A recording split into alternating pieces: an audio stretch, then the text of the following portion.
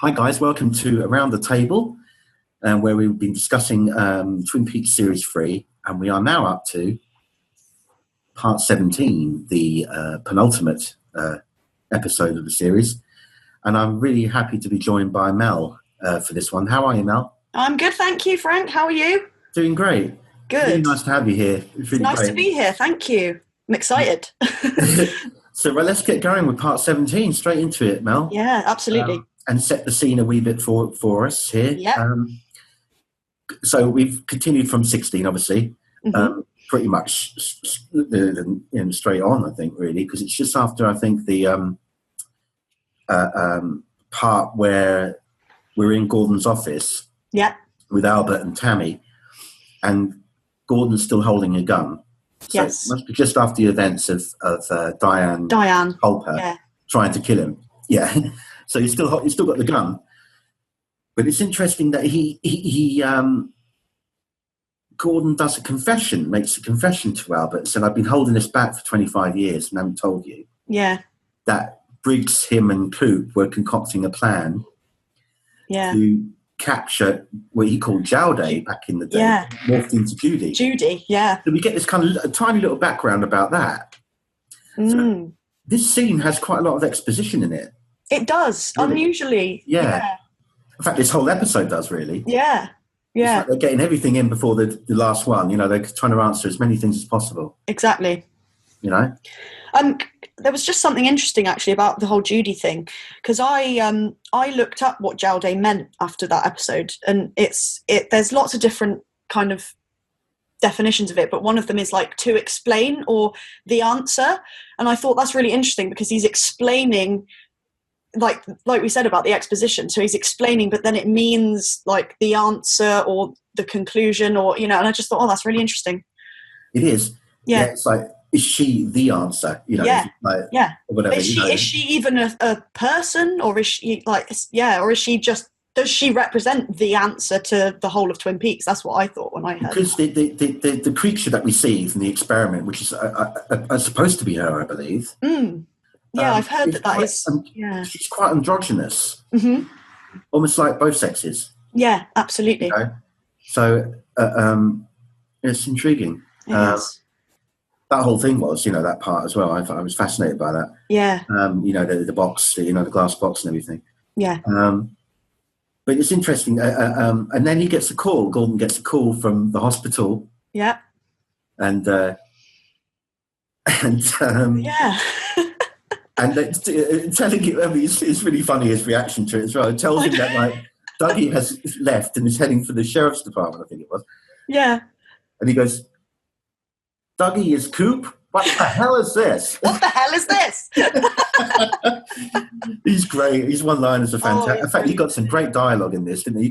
David did so good on this, didn't he? Yeah, absolutely brilliant. Me and my mum and my brother, we quote Gordon Cole all the time. He's got some of the best lines. Yes. It's just so funny when he shouts and stuff. I love it. Yeah.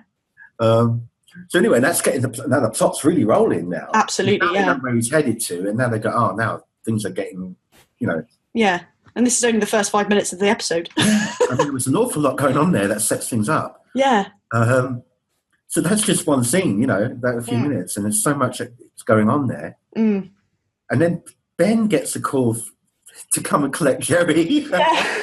Who was found naked. Naked. What the hell's he doing? He was naked when we saw him last. So what's happened there? What happened there? He didn't join some sort of one of these naked communes or something. I don't know what's going on with him. Yeah. But again, he was a revelation in David Patrick Kelly. I thought he was absolutely brilliant in this. Amazing. Just hilarious. He was so lovable, didn't he? Yeah, but also oh, great. He was, yeah. Now, of course, we're back to Bad Coop. Yes. Or Mr. C, whichever you prefer. Yeah. He's found his way to Jack Rabbit's palace. He has. And that's not boding very well. No. At the pool where the liquid gold is. And then the vortex appears in the trees, Yeah. And he just pop, he's gone. But he ends up trapped in this. There was this, in this really, weird cage. Weird, like 1930s, like surrealist black and white. It looks like from an old next to Major Briggs's head, yeah. which we've already seen in episode 3. It was episode 3, wasn't it? Yeah. Yeah, we saw his head floating by a razor style in space. Yeah. But yeah, it's really fascinating to me. Like, it's just his head in I know. body. It's just like his big head. Yeah, because his body that they've been studying doesn't have a head. So it's like, oh, that's where his head is. But does that place really exist? Where is his head? Like, it was fantastic, though. Oh, I love it. And then it pops off, and it does the same thing as Laura's orb did. Orb thing, yeah. Goes into the big screen and heads to wherever. Yeah. And the giant or the fireman seems to be orchestrating this to happen. Yeah. Seems to be.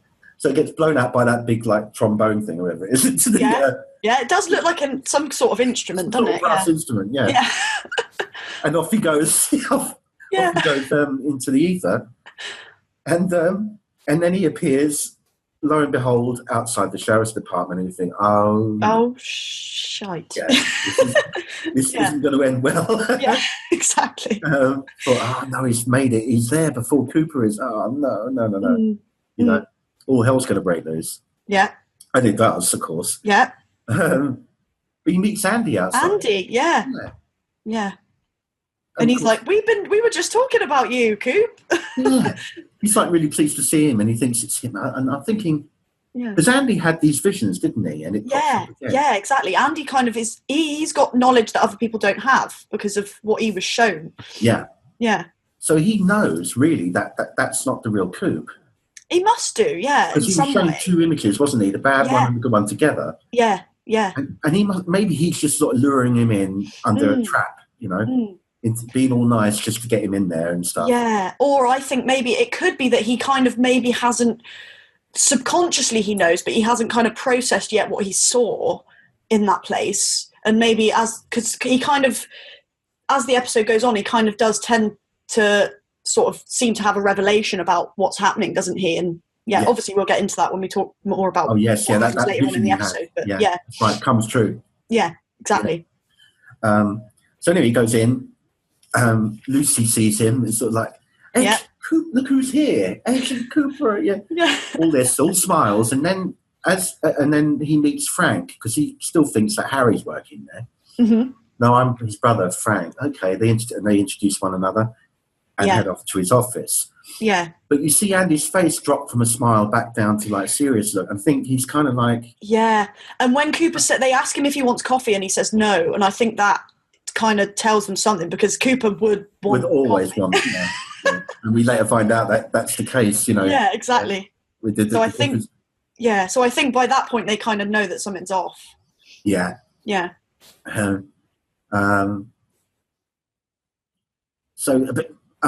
We see we're in the jail cell. Lots going on in that jail cell. Oh God, yeah. That's going ballistic as well down there. Oh my God. And Chad is a real clever little bugger because he's got these set of keys stuck in his shoe. Yeah. Yeah. So we think, what's he up to? Apart from getting out, obviously, but he's up to something else as well. Yeah. And the drunk is like going bonkers. And he creeps me out. Mado's going crackers, and it's kicking off in there. Yeah, exactly. But you can feel this tension, can't you? As soon as it's all building. Riots outside. Yeah. Mado came to and was startled. Yeah, and she was worried. Making those noises and stuff. Yeah, yeah. So she knew he was there. Yeah. And it's creating this wonderful tension, Mel, throughout. And you can really feel it. Like, I remember watching it and just being, oh, God, what's going to happen now? Yeah. Something bad's going to happen. Yeah, absolutely. Yeah. Have you got any theories at this point, Mel, that you wanted to throw in or anything? Well, it's interesting that you asked that because me and my mum have had some really long chats about the Twin Peaks and just what it all means and everything. And I think these last 2 episodes kind of really have a lot that lends itself to what we think it all means. But obviously I think it's going to be kind of an unpopular opinion. But Do you mind if I say what my theory is? No, Our not at theory all. is? Not No, at all. we have basically chatted through it a lot, and we have come to the conclusion that we think that maybe Cooper, the real Cooper, is actually dead or on the brink of death, and that when he was shot in the Great Northern in Series 2, well, end of Series 1, wasn't it? Series 1, Going yeah, into yeah, Series 2, yeah. That period when he's lying on the floor in the Great Northern in his room is everything that we're seeing from that point on is inside his head. And he is on the brink of death. And that's why I think the key to the Great Northern that we have in Series 3 is kind of, like why else would it be that key that is the key to everything? And that room, and like something Ben Horn says earlier in Series 3 when he's like, oh, that's the room where Cooper was shot. And it's like, why didn't he say that was the room where Cooper stayed? But he kind of said that's the room where Cooper was shot. And it made me think, oh, actually, yeah. So going back to episode 17, and I kind of just, by this point, we already thought that he was dying or on the brink of death or grappling for his soul or things like that in his mind, and it's all a construct. And so by then we were watching it with that in mind.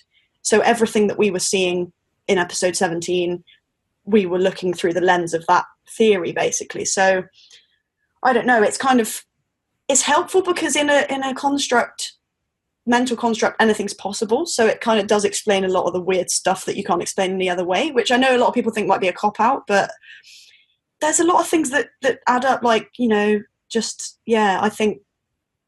Anyway, when you get into a thing that happens next in the episode, I'll go more into that because there's an event that happens that I've got a feeling I know what you're talking about. Right, yeah. I won't say nothing yet.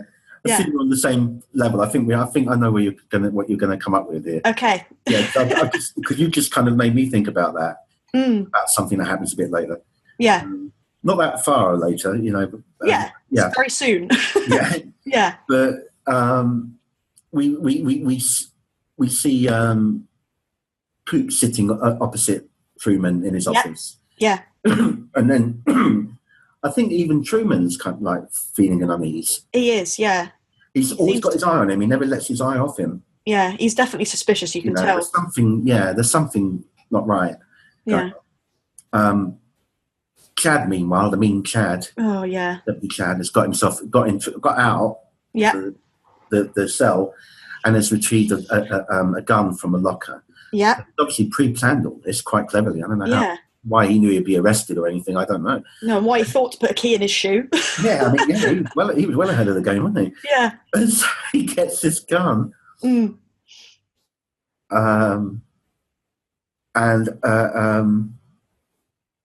Oh yes, that's the bit.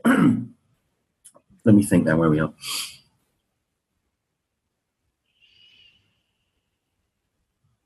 Is this the bit where this is the bit with Freddie, isn't it? Where Freddie. Oh yeah, Andy comes down, doesn't he? Yeah. And Chad confronts him with a gun. Yeah. He's going to shoot him and say, "You think you're so stupid," or whatever. Yeah. And the drunk's like repeating what he's saying. Yeah, it's repeating everything. It's sometimes very comical, but other times it's like, bloody hell, this is weird, man. Yeah, exactly. It's on that fine line between being funny but kind of creeping you out at the same time. It's like, I don't like this. It's like making me uneasy. Yeah, it was, definitely. Yeah. But Freddie steps up, doesn't he? And he's like, punches at the right time. Yeah. His cell door and knocks Chad out. Exactly. Little does Chad know at that point that Freddie's got this pile driving force. He's just out flat. He's a goner, I think. He could be, but then we don't know. There's a question. No, we don't know. You never see him after that. We don't know. No. What's also telling who we don't see again is because he says, like, get everyone upstairs with me. Yeah. But we never see the drunk again. He doesn't come upstairs. No. So is he? Here's a theory time. Is he a figment of Chad's imagination? I never thought of that. It never seems that obvious that the others in there see him. The others don't comment on it, do they? That's a really interesting point. Is his conscience is he an embodiment of Chad's conscience and tormenting him for the way he is? That's really interesting. I've never thought of that. Yeah. You're right, because I feel like Sixth Sense moment now. Like nobody else ever really interacts with him, do they? And he didn't come upstairs, so was he really there? Yeah, He's the only one that doesn't come upstairs. he is. You're right. Oh, and Chad, obviously, because he's knocked out. But the rest of them are taken upstairs. Oh man, I need to watch it again now. It does make me wonder. He's just like Chad's conscience almost. Yeah. Something, and he's just taunting him. And we don't see him get brought in either, do we? Because it's when Chad gets brought in, he's just there. I think, oh my God. So nice one. Really there, it's only Chad can see him and hear him, because Chad, you see, he's driving around on the bed, like you can hear him trying to block him out. Yeah. But the others don't seem to bat an eyelid about him. They don't, you're right, yeah. You know? I think you're onto something there, definitely. There's something definitely weird going on there. Definitely, yeah. So I don't know if it's a real physical thing or not. Interesting. But that's just another thing that kind of sprung to mind. I've thought about it for a while, actually, but yeah, that's really interesting. Never really shared it before, but I'm definitely going to watch it again now with that in mind. It could be. I mean, it could be. I could be completely wrong. You know, and that's the thing. You just that's the thing with any Twin Peaks series, though, isn't it? Yeah, you could be right. You could be wrong. You never know. Yeah. But, that's what I love about it. But what's wonderful here is something we never saw coming, really. Yeah. What's the hero of the piece? Absolutely. Because Coop rings up. Mm-hmm. And that's when you think, yeah. Now. He's going to save the day. Coop rings up and he said, Lucy answers, and then she's clocked it now. Yeah. Now she's worried. And it's really intriguing what happens next. Absolutely. And none of us saw this coming, I don't think. No, not at all. I never saw this coming. And I think it's wonderful that it's brilliant. That person that did it. Yeah. But he gets transferred over to Frank. To Frank, yeah. And Bad Coop's kind of looking at him like, you know. I think he knows, yeah. He knows at this point, yeah. Yeah. So desperate measures are needed here, you know. Yeah, yeah. So he rings up and Coop's all like, you know, the happy-go-lucky kind of guy. Mm-hmm. Have you got the coffee on? And all that. You know, the way he goes. Typical Coop, contrast, you know. Yeah. We're just heading through Twin Peaks city limits and all this stuff. So Frank's now knows, you know, he knows now. And things change. Yeah. Very quickly. Yeah, very, very fast. And he pulls a gun on him. Mm-hmm. But the shot is fired and Bad Coop goes down. And who's standing there with the smoking gun? Lucy. Amazing. And I thought, Christ, that was a clever one. I never, ever saw that coming. Yeah, you know? I know. And now we know why Andy, in his vision, was moving her into that position. Yeah. Yeah. It was all being set, you know, set up in a way. Yeah. That was really good. And this is the point where I wanted to talk about. Is this what you thought I was going to say at this point? I'm not sure. I got another thing that just came to me, but I don't. Yeah. Well, I think, as you know, because at this point, Cooper, as we said, Bad Coop is shot by Lucy. But first of all, 3 gunshots were fired because we've got Lucy, we've got Bad Coop, and we've got Frank. So 3 shots were fired. He wasn't shot 3 times, but 3 shots were fired. Yeah. And back in again. When he gets shot in the Great Northern, he has 3 gunshots. Only 1 goes in, doesn't it? But he's shot 3 times. Yeah. And there's a lot throughout series 3 of kind of gunshots and like we've gone through and we've like gone proper like counted stuff, gone through like sound effects that add to it. We've gone a bit mad with it really, but and we've just been adding up all these things, but. Also, Bad Coop at this point is shot in the abdomen. Or, well, we assume he's shot in the abdomen because of what happens next, which is when the woodsmen come, like they did in episode 8, when he was again shot in the abdomen, and they pull the thing out. So it kind of does echo when he was shot in the Great Northern, when he was shot in the abdomen. So for us, that kind of links in as well to our whole overarching theory. But yeah. That wasn't the bit I was thinking of, but I'm glad you mentioned that. No, my bit's a little bit later on than that. Actually. Oh, we might get to that as well then. But it was I just thought of it on the strength of something you said earlier. Mm-hmm. that kind of made me think of it. Mm-hmm. About him like having all this stuff in his head. Yeah. When he was originally shot in the Great Northern. Yeah. So I'm kind of thinking along those lines, but okay. Yeah. So as you say, the woodsman are kind of doing all that it looks like a sacrificial thing going on. It does, yeah. And this black ball pops out of his stomach, and then it's Bob. It's Bob, yeah. The Bob orb, as I like to call it. They call it the Bob bubble or something. Bob, yeah. Bob bubble. Now it's interesting because all these things that led to this moment were set up by Cooper. Yeah. He got in contact with this person, did this. So he's been busy in the Red Room for quite a long time. He has, yeah. Over those 25 years, as has Bad Coop. He's setting up his stuff as well. Yeah. But it's interesting how all this came together, and he had all these different people instrumental in helping him to get to this point. Yeah, so he's kind of moved them into position. Exactly, yeah. Yeah. And Freddie is the one who's been summoned there because it's his destiny, mate. Yeah, yeah. So a fight ensues, a little battle takes place with Freddie and the Bob Bubble. Yeah. Do you know what that whole sequence reminded me of as well? And this is a bit weird, but it reminded me of when you're trying to defeat a boss in a video game. It just, I don't know why, but it just reminded me because he keeps doing it and then he comes back and it's like, and it's just like, I don't know if you've played video games, but I've played quite a lot, and it's that kind of, it's like, this just feels like a video game. It's weird, but I like it. It was, yeah. It just reminded me of that. It just reminded me of trying to defeat a, It was strange. Yeah. And it was like really strangely shot and stuff. Shaky. Yeah, it was great. David Lynch camera shaky stuff going on. Yeah, I love all that. But he blasts him into atoms, but basically, into pieces by the end of it. Yeah. But he knocks him through the floor and his fire float goes up. It was all crazy stuff going on. Yeah. So it appears that Bob's been defeated, but who knows? Yeah, who knows? Maybe he's just gone somewhere and he's reassembling. Who knows? Yeah, exactly. But can he ever be defeated? That's the question. Yeah, we don't know. We really exactly. Don't know. Yeah. Because if he's the evil that men do, if that's what he is, then can he ever be defeated? I guess that's the question. That's a good way of looking at it. Yeah. Yeah. Yeah. So we get that. So much is happening in this episode.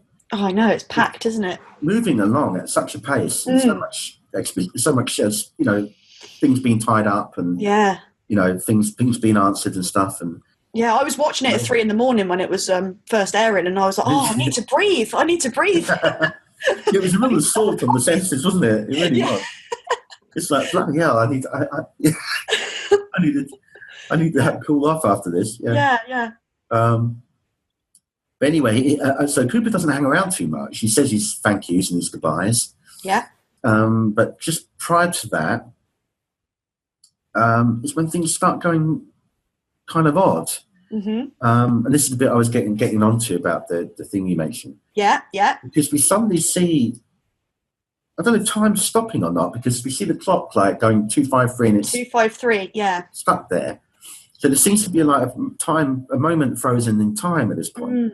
And sort of, I think that more because we see this image of Cooper's face superimposed over the action. Yeah. And it stays on that for a long time. Yeah. When this 2:53 thing's happening. Yeah. Yeah. So I'm thinking, what's happening at that point? And when you said like from the point where he first got shot in the Great Northern, and then everything else was kind of like a dream or a thought thing going through his head.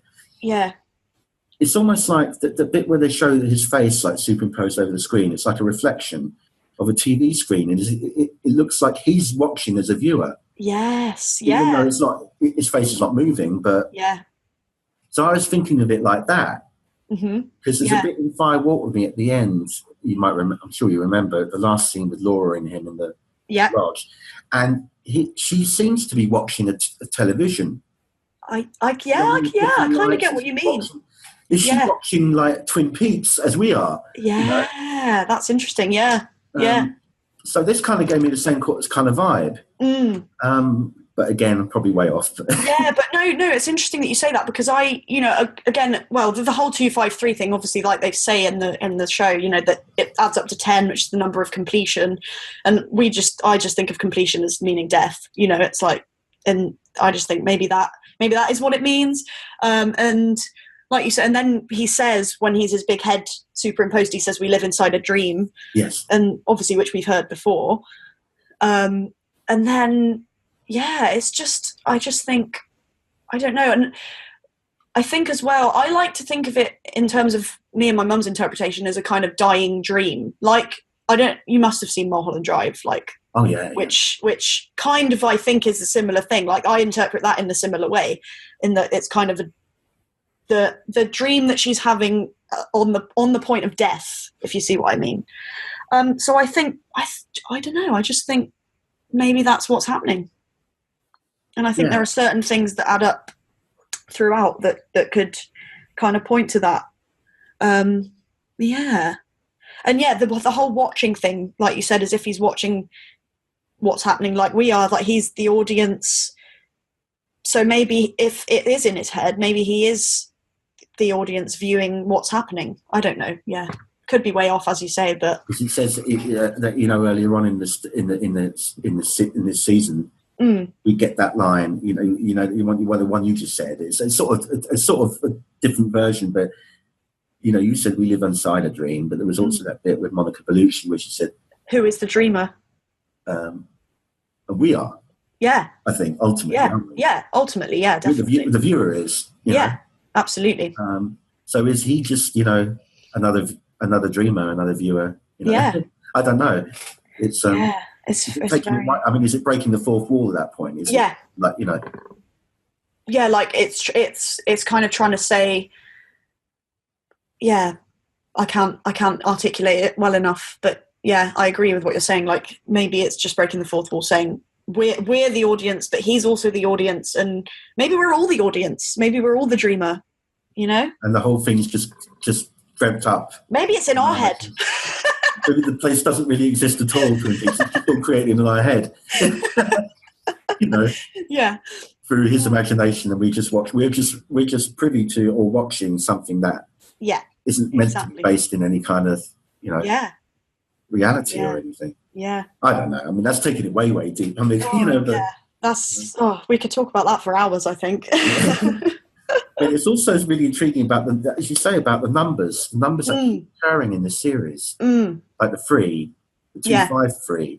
Yeah. The and what we get to coming up is the number 8. Yeah, we do. It's very kind of important. And we get 430. Yeah. But again, just a quick note on that.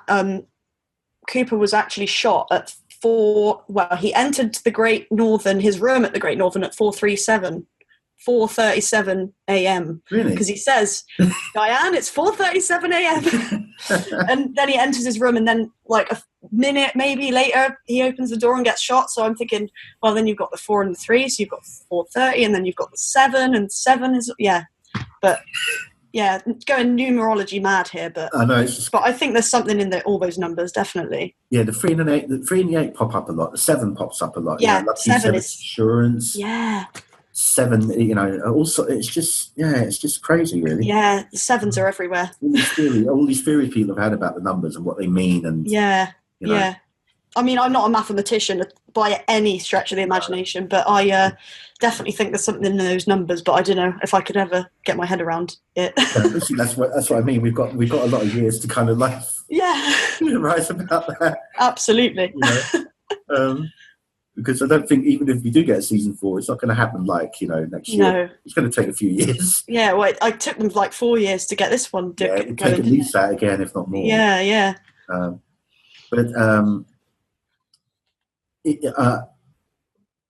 This bit's interesting. So say all these things kind of, as we said, set up what happens. At this point when he gets to the station. Yeah. Like the key making its way back to the Great Northern, then then Frank getting it, then giving it to Coop. Yeah. It's all really cleverly done. How it's all these things have been set in motion. Yeah. To that point. Exactly. Where he needs the key to get through that door and go through some kind of different dimension. Yeah. Which he does. He says his goodbyes. Yeah. Diane is there. Nido turns into Remember that. Diane. Yeah, sorry, I have to flip back a wee bit because Nido changes into Diane. Yeah. Which what do you make of that? I still can't quite understand that. I got no idea. I really don't quite get it. No, other than the fact that Diane throughout the season was always dressed in kind of Oriental attire. Yes, yeah. Me and my mum mentioned this. The hair, like that kind of. Yeah, yeah. You know. And obviously we know that there was a Tulpa version of Diane. Yeah. So, and we don't know who we were watching at any one point, whether we were watching the real Diane or the Tulpa Diane. Maybe Nido is the real Diane, and she's been trapped wherever she came from all along. I don't know, but it is. But I just say we're just going to be here. We're just going to be like this forever. Like scratch my heads. That's the beauty of it. You know? It is the beauty of it, and part of me doesn't want concrete answers anyway. You know, I like that so many people can interpret it in different ways. That's what I love. That's the joy. That's the thrilling thing about absolutely around and talking to people and just coming up with what if this was that. And it's great to have to find your own way of understanding it, but it might be completely different to the way someone else understands it. And I think that's amazing. And I think that's that proves that it's a great piece of art. You know. Yeah. Yeah. I agree. But there's some beautiful moment coming up, which when first of all, it's really nice that he meets Gerard again, the one-armed man. Yeah, it's like his guide. Yeah, like a sort of spiritual guide, I think. You know, it's this time Gerard doesn't do that backward speak. No, it's really weird. He talks normal for the first time, doesn't he? Yeah, that's intriguing. It is. Yeah, and I think that. Maybe that signifies that Coop at this point has kind of crossed over into a different, you know, not necessarily a dimension, but maybe onto a different plane, or, you know, he's now in Mike's world, maybe. Mike is in the one-armed man's world. Because he's hearing it forwards now and not backwards. I don't know, that's just a thought, It's intriguing. Because where they end up, where they're going to, is the same walk that Bad Coop does through the woods. Then it transitioning into another bit and into a hallway, and he's heading to Jeffrey's place. Basically. To Jeffrey's room, So we see the giant kettle again. Yes, the giant kettle, coffee pot thing, machine, whatever it is. And Cooper starts chatting to him and stuff, and and this is the bit about the number thing, which is quite intriguing how they did this, because out of the steam, we see the alcave symbol. Yes, but then it changes into the number 8. Yeah.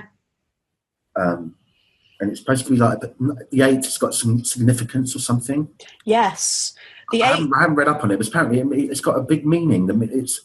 I think number or something or other. Yeah, I think it's because it's the loop as well. It's kind of a continuous loop, so it kind of, I guess, lends itself to that whole: is he on a continuous loop that's going to keep repeating over and over again? And then the 8 that comes out of Jeffrey's kind of turns around, doesn't it? Yeah. It like flips over, so then we're on the opposite side, and it's like, oh, okay, so maybe is this a parallel reality? What's going on here? That's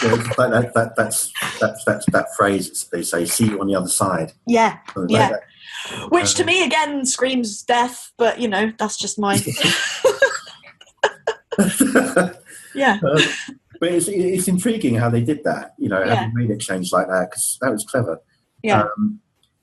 And this is such a beautiful sequence coming up. With again, that's another thing I never saw coming either. Yeah. Was we see scenes from Fire Walk With Me, but in black and white. Yeah. Of the last moments when Laura is with James on the bike, and they're chatting and stuff. Yeah. Well, they're off the bike at that point, and they're chatting. And this is where I think just certain things that come up in this season where I think maybe, just maybe, they're played out for us to see and hear, because they may have some bearing if they or a plot device Yeah. If it ever came back for another season. Right. Yeah. And this is one point where I think that could be why it was thrown in there. Yeah. Because they dwelled on them for quite a while. They played out quite a lot, most of that scene. Yeah. And they didn't need to. But I was just thinking about and I've had this on my mind for a long time, that she mentions Bobby killed a guy. Yeah.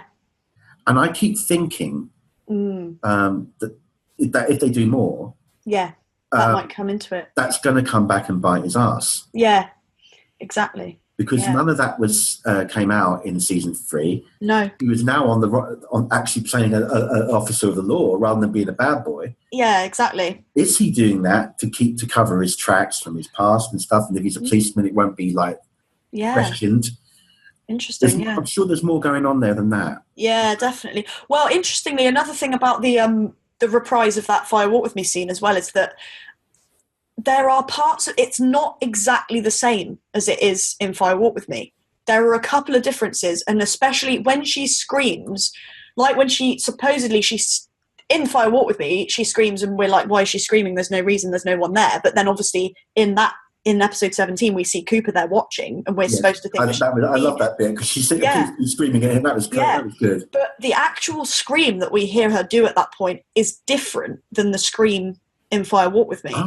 Which to me, I don't know. I thought maybe this is Cooper. Maybe he's not actually watching this happen. Maybe this is his reconstruction of.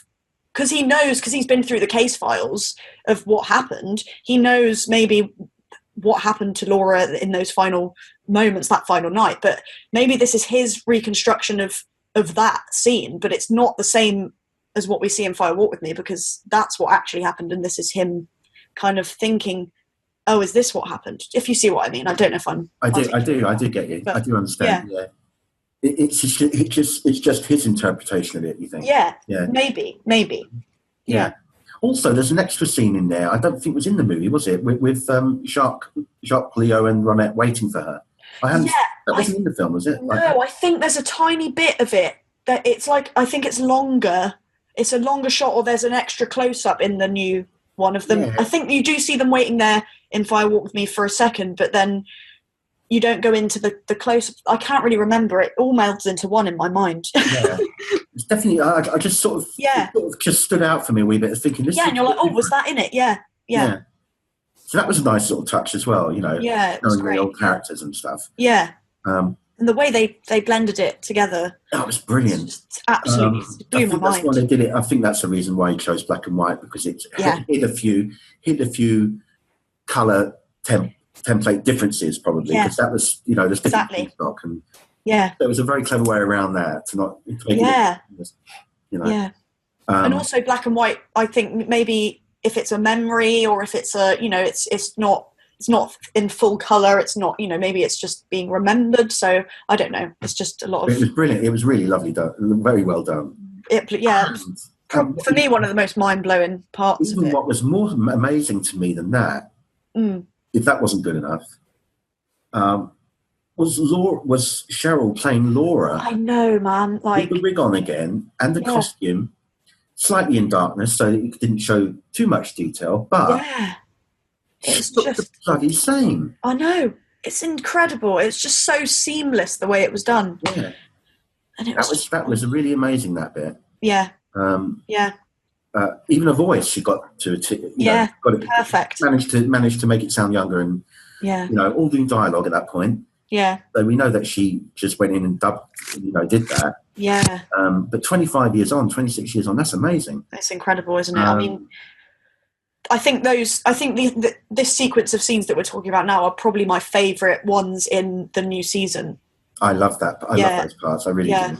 Yeah. And when she realises who Coop is, because he's waiting for her. Yeah. And she says, I've seen you in a dream. Yeah. And that's in the diary. She never explicitly says who he is, but she says she sees this man in her dream. And she's not talking about Bob. She's talking about him, About him, but she never addresses him. Well, she wouldn't have known his name anyway at that point, anyway. No, exactly. So how could she say who he was? But it's clever how they brought that to, that plot point.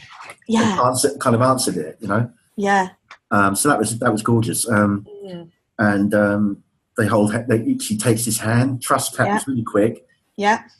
And it's just a lovely moment where she says, "Where are we going?" He says, "We're going home." We're going home. Yeah. Well, where is home exactly? You know. Yeah. Where is home? Is it her home? House? Is it death? Is it again? Sorry to keep going on with the death thing, but yeah, but again, we don't. We don't. It could mean so many different things. It could. It could exactly. But it's just really nice. It's just a lovely moment. It is. And that moment, that scene plays out again in 18. It does, just in a slightly different way. Mm-hmm. Same scene, but there's some little extra bits, so it's longer, or there's different cuts. But people were thinking, did they make a mistake and just play that scene by mistake? But no. No, it's deliberate, definitely. It's playing out a different scenario. Yeah. But she still vanishes. But in a slightly different way. It's a slightly different way again.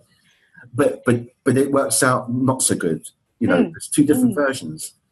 And to me, I always thought that her vanishing thing, that always said to me that's proving that he can't save her. That because she screams, and I'm sure it's the scream from the train car as she's being killed. Yeah. When she vanishes. So to me, that's like he's trying to save her, but he can't because it's already happened, and he can't really go back in time in reality. And for me, it's kind of like that's why it plays again in the beginning of episode 18, is because he's gone back again and is trying to do it again, but he can't. And that's how I view it. But yeah. But she again, that scream. It's upsetting when she screams, isn't it? Oh, definitely. And you hear it so many times in those last two episodes. We get a lot of it. We do get quite a lot of it. Yeah. And you think, is she in torment, or is this for her? Is this for the greater good for her? You know, you think because that scream is ominous. You know. Yeah. When you hear it echo in the woods, you think, God, where's she going? Is this going to be hell for her even more? Or you know, at this point, we don't really know where she's gone. No, exactly. And Coop doesn't really know. He's not sure either, I don't think. He thought he was doing the right thing at that point. Exactly. You know, but this scene, if that scream isn't disturbing enough, this next scene is with Sarah Palmer. Yes. In the house. That's really unsettling. Yes. And we don't see her at first. We just hear her like moaning in the back. The moan. Oh gosh. And it's like, oh, what? You know, you get that foreboding feeling again, like you got in the old city. You know, I remember when I was watching it. From one position and. Yeah, and I was thinking to myself when I was watching it, oh my God, what is going to come through that door? Yeah. Is something attacking her? What are we going to see? It was really like, oh man. Yeah. But then she gets the picture of Laura. Yeah. And she starts stabbing the picture. And it seems like it's just coming together again. You know, she can't. Yeah, it's like rewinding. She can't get at her. You know, she can't face it or anything. She's just frantically like. Yeah. Stabbing the photograph. That was really. Heavy. Definitely. One of the most powerful scenes, I think. Definitely. Now, in that scene, if you had a theory for that, Mel, what do you think is happening there? Right. I think that I feel like it's a lot to do with the nature of grief, because I've heard people that are grieving have done strange things with photos of the people that they love and thrown them across the room and things like that. And I think she's trying to she's trying to erase the pain of Laura's death, but she can't, and because Laura will never die because her memory will always be there. I think it's just a lot to do with a grieving mother, really, but that might be a very reductive view, and it could be about so much more. I know people have said things about Judy to do with it and things like that, but I kind of view it as that, just a representation of grief and what happens when you lose someone that you love. And even if it's 25 years later, you know, she's just, and that's why she's moaning, and it's just that kind of horrible grief that she can't get rid of and never will. That's how I view it anyway. What about you? Do you have a theory about it, or? I think I like your theory, because I have thought kind of along those lines before as well. You know, that kind of, she just can't let go of that grief. Yeah. It consumes her. Yeah. She's more or less a recluse in her house, apart from going to the shop to get drink and stuff. Yeah, and not only did she lose her daughter, her husband was an abuser to be a murderer, you know. Yeah, and killed. Yeah. Purposes. Yeah. So she really has had a terrible time of it. Yeah, definitely. And that's going to have an effect. And even after 25 years, things can just reoccur, and you go down. You go into a. I mean, she was disintegrating as a person, wasn't she? Yeah. She wasn't with it. She wasn't in control. She was a mess, and I think we even saw bits of that in the seasons, and even in Fire Walk with Me, she, Leland was drugging it, wasn't he? Anyway, so yeah, exactly. Yeah, so she was not right for a long time.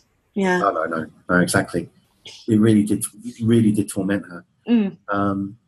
But what did you think about that scene in terms of theories? One of them was sort of along the lines about the grief thing. But another thing was like she was angered or whatever, and was trying to destroy Laura's picture because that's all that was left of Laura. Laura's memory, because Jaude or Judy had been somewhat defeated. Yes, right. Okay. The whole setup of the story and stuff, and maybe she was like displaying her disgust at that. I don't know. But again, it's one of those things that there's so many different ways you could interpret it, isn't there? Yeah. Yeah.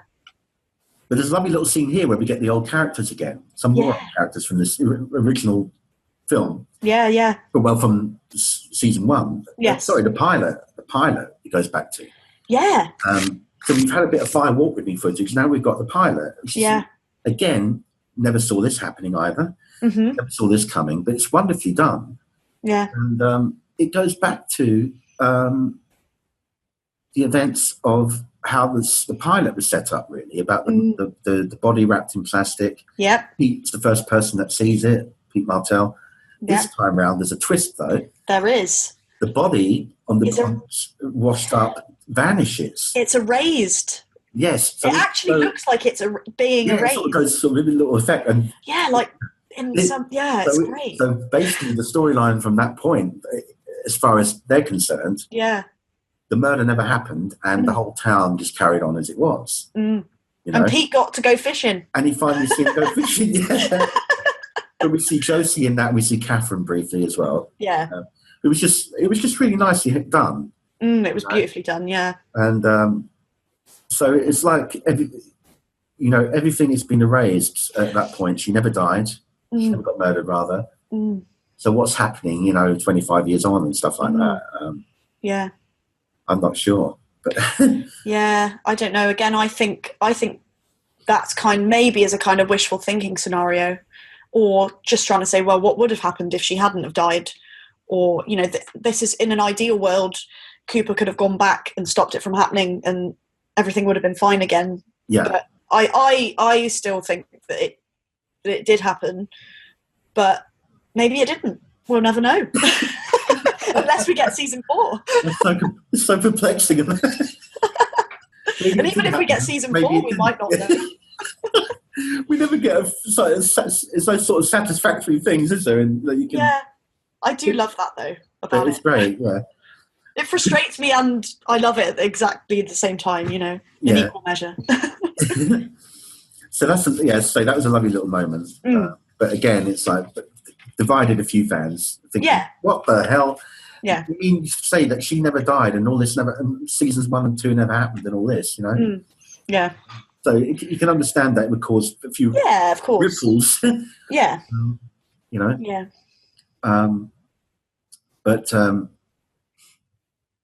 So we spoke about Sarah. Mm-hmm. I can't believe we're still on 17. This is all in 17, isn't it? Can you believe it? It's all in an hour. Yeah, it's insane. That's how quick that went by. Yeah. I watched it. I rewatched it this morning.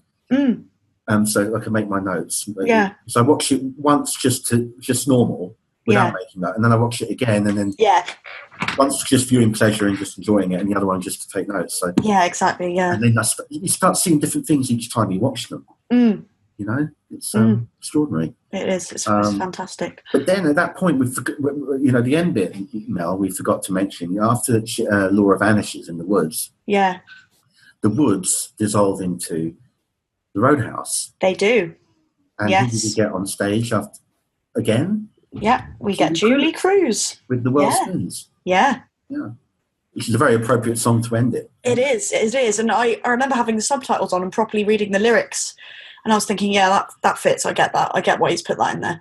But do you know what's weird is that when we were watching it in the middle of the night and Julie Cruz came on and it was the end of the episode, I said to my mum, bloody hell, I knew we weren't going to get any answers because I thought that was the end of the whole thing because I thought I'd watched 2 hours.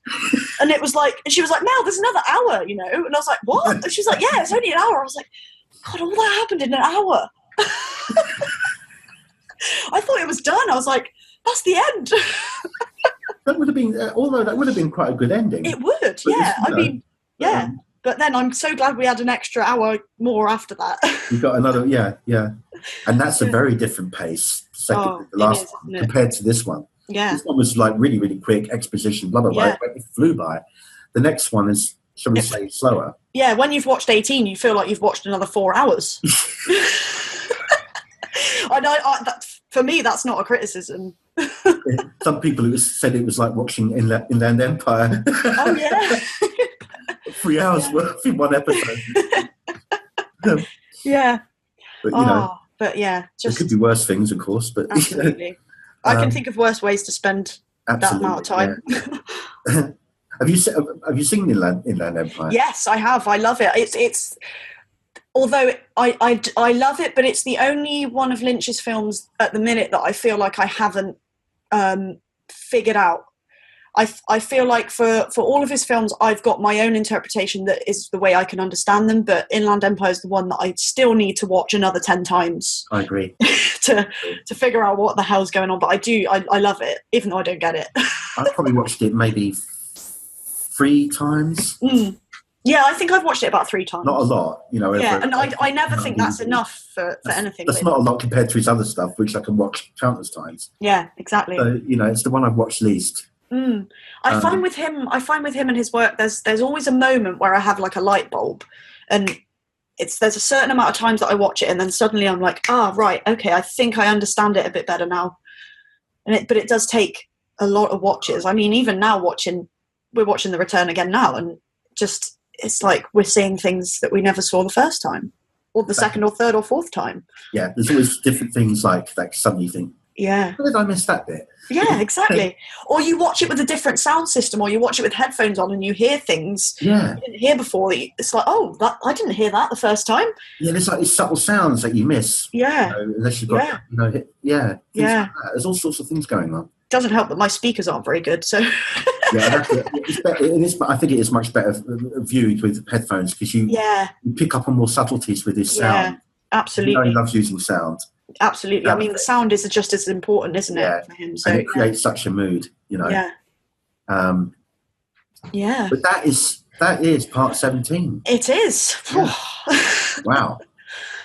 I know. Even just going through it again, it's just crazy. And we spoke probably shorter. I'm not sure than the actual episode itself, but I think we covered everything. Pretty much.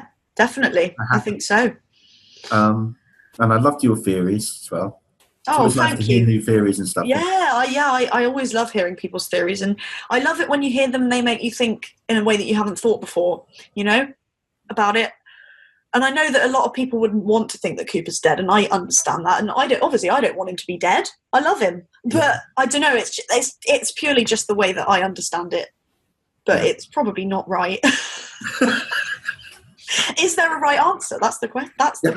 We don't know. We don't know. Maybe there's no right answer. Maybe Lynch would say there's no right answer, wouldn't he? Probably. Yeah, well, he would never admit to anything, would he? I think he'd say something like, "Your answer is the right answer. Everyone's answer is the right answer." He'd say, "Your interpretation or your theory is right. It's correct. It's correct for you. Yeah, not necessarily what I'm thinking." Or something like that. Which is great. And I love that he doesn't. If it's correct, it feels correct to you, then you go for it. Exactly. And I think that's what's great. I like that though. I don't, because a lot of film and TV spoon feeds the audience. Absolutely. And you see, it's so predictable. You know everything what's going to happen. It's all there, and there's no mystery to it, and no unsolved things. And sometimes There's a lot of things are popcorn viewing, you know. Exactly, and there's a lot of filmmakers that assume, like, kind of insult the intelligence of the audience. Maybe not even intentionally, but certain films. And then you got someone like Lynch, who I love directors who know that their audience is smart and that they will, they'll figure it out, or they'll figure it out in their own way, and you don't need to bang them over the head with it. Yeah. So. Yeah, sorry, my mum's just come in. Hello, Mum. Yeah. Yeah, but I know what you mean. I know what you mean, and I just and as I said, I think when the original series came out back in the early 90s, it was a breath of fresh air because no one had really seen anything like that. And again, it had its influence rubbed off on TV creators years later. Absolutely. And so many people were influenced by that show. Absolutely. And I do think that same thing is happening again. Yeah, completely. Or it will do. I wouldn't be surprised that season 3 will have that effect on future. Absolutely. Because and that's the amazing thing about what Lynch and Frost have done again, is that, they made history then, and they, made something completely groundbreaking 25 years ago. But then, given everything that's happened in the 25 years on TV since then, and how far TV's come, and then they've come back and they've done it again. And it's like, but it's so weird because they could only make what they've made now because of what they did then. Do you know what I mean? Yeah. Because they're only able to do what they've done with The Return because of TV coming as far as it's done because of what they did back then. Exactly. So it's kind of come full circle. Yeah. Which is amazing. It is. It's extraordinary. It is. Really. And this has been great speaking with you, Mel, about this. I'm really pleased that you joined me. Thank you, Frank. Yeah, thanks for having me. It's been great. I've really enjoyed it. You're welcome. And thanks, guys, for listening as well. We will be back with the finale of this season, part 18, very soon. So I hope you'll stay tuned for that. Meantime, take care, and we'll see you in the trees.